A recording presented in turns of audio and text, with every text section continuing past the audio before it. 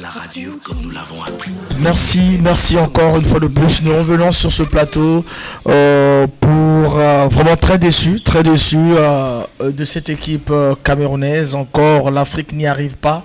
Voilà, après le Sénégal battu par cette équipe du Qatar 1-0, il y a eu match nul de la Tunisie, match nul du Maroc et voilà, et le Cameroun encore, et le Cameroun est battu par cette équipe de la Suisse. Et celui qui a marqué un natif de Douala, Bril Mbolo, joueur de l'AS Monaco.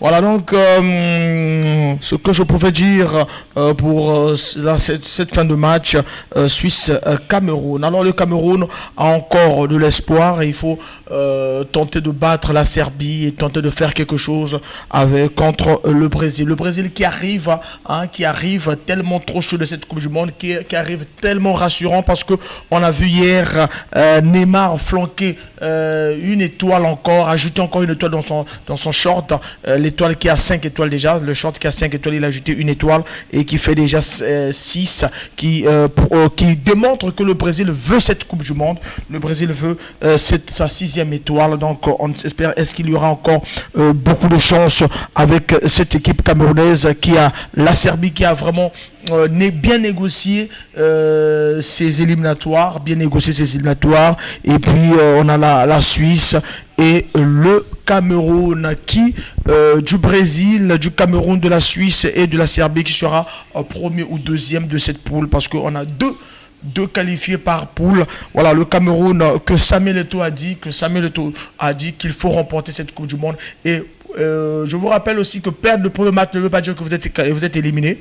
On en croise les doigts parce que l'Argentine en 90 a perdu son premier match et est allée jusqu'en finale. L'Espagne a fait match nul en 2010, est allée jusqu'en finale en 2010 et remporté la Coupe du Monde. Faire match nul ou être battu lors du premier match ne veut pas dire que vous ne serez pas en finale de la Coupe du Monde. Je vais revenir à 16h45 prise antenne et pour le match Ghana, la seule équipe qui reste pour nous les Africains, notre espoir. Est-ce que les frères Ayou vont faire sensation cet après-midi à 16h45 prise antenne et 17h match Portugal, Ghana, les fans de Cristiano Ronaldo. Voilà, donc c'est tout à l'heure Portugal,